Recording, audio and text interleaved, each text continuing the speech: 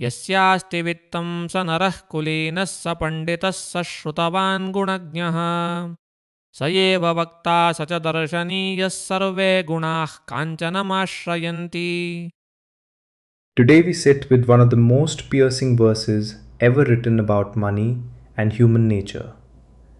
It comes from the Niti Shataka, the 100 verses on worldly wisdom composed by the poet and philosopher Bhartrhari around 1500 years ago. Listen to the sound of it first.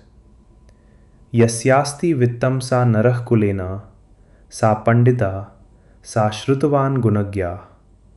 Sa eva vakta, sa cha darshaneya, sarve guna kanchanam ashrayanti. The meaning, word by word, is this. Yasyaasti vittam, the man who has wealth. Sa narah kulena, that man is called noble born. Sa pandita, he is called the scholar.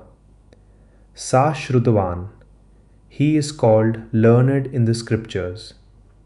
Gunagya, he is called a connoisseur, a judge of fine qualities.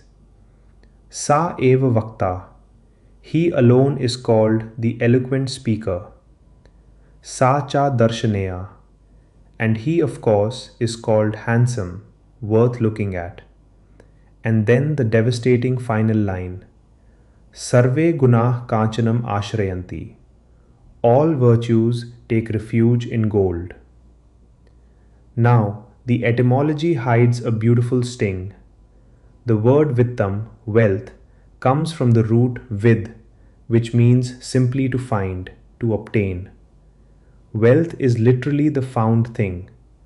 But shrutavaan, the man of sacred learning, comes from the root shru, to hear, decades of disciplined listening at a teacher's feet. Bhartrhari is showing us a society that lets what a man happened to find stand in for what a man patiently became. And the final verb, ashrayanti, is the word Indian tradition reserves for taking refuge in God or in a guru. Here, it is the virtues themselves that kneel and take shelter at the altar of gold.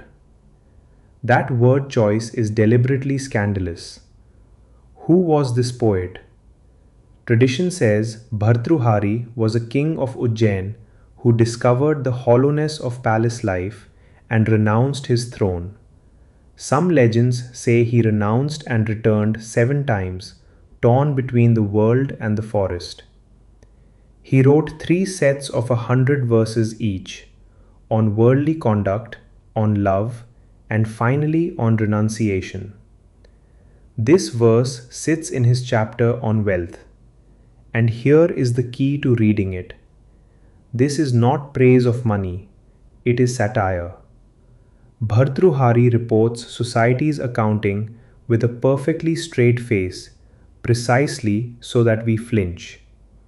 He is holding up a mirror and saying, "This, whether you admit it or not, is how the human crowd actually computes worth."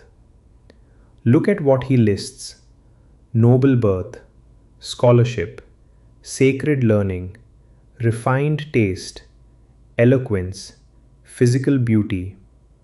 In his world, these were exactly the things money could not buy. They required birth, or decades of study, or nature's gift. And his insight is chilling.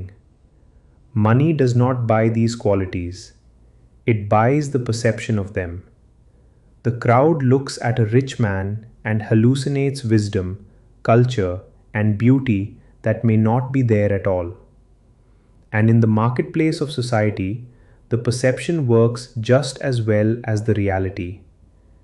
That is the horror the verse wants us to feel. There is a second, quieter warning aimed at the wealthy themselves. Gold deceives twice.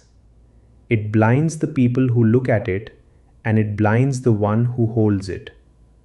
The rich man is flattered daily and contradicted never, so he slowly comes to believe the halo is real.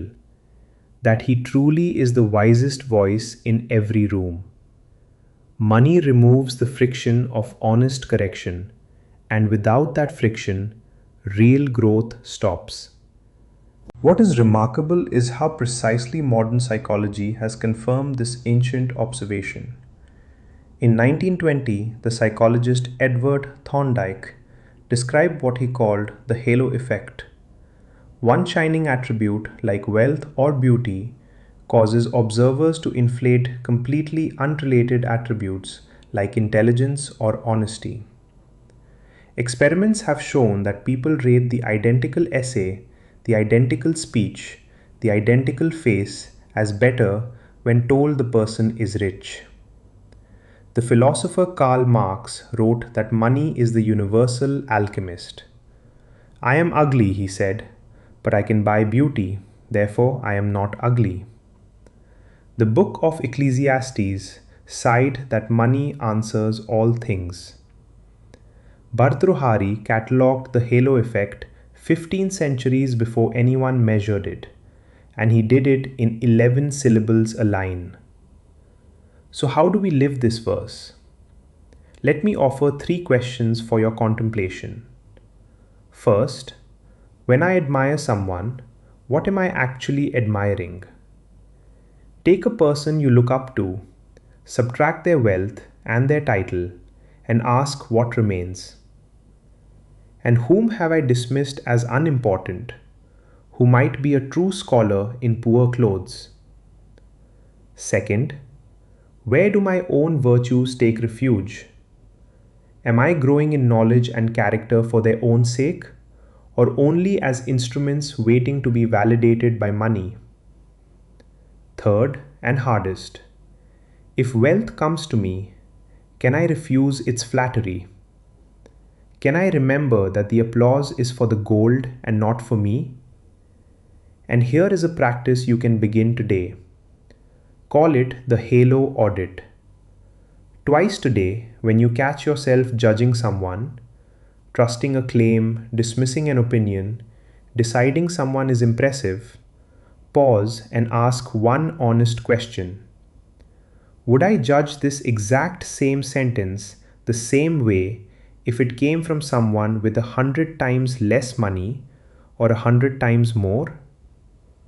Then, in the evening, do one deliberate act of counter practice. Give your full respectful attention to someone with no glitter at all, the most junior person, the quietest voice, and weigh their words on content alone. Bhartrhari never says gold is evil. He says its halo is false. The verse, lived rightly, does not make you cynical about wealth. It makes you undeceived, able to earn gold without worshipping it, and able to see human beings instead of the light bouncing off their coins. Sarve guna kanchanam ashrayanti. All virtues take refuge in gold, says the world. The wise, says Bhartrhari, take refuge elsewhere. यस्यास्ति वित्तं स नरः कुलीनः स पण्डितः स श्रुतवान् गुणज्ञः स एव वक्ता स च दर्शनीयः सर्वे गुणाः काञ्चनमाश्रयन्ति